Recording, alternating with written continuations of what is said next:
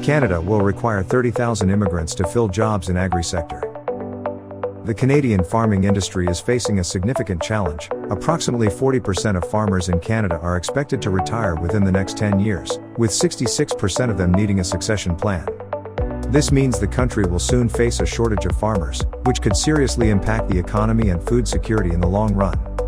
To address this challenge, a proposal has been made to update Canada's immigration programs and allow 30,000 new immigrants to focus on farming.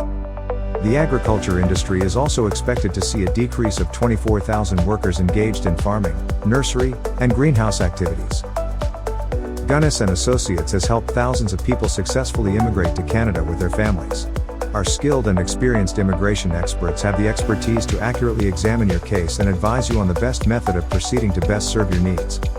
Call us at 416-604-2669. Email info@immigrationmatters.info.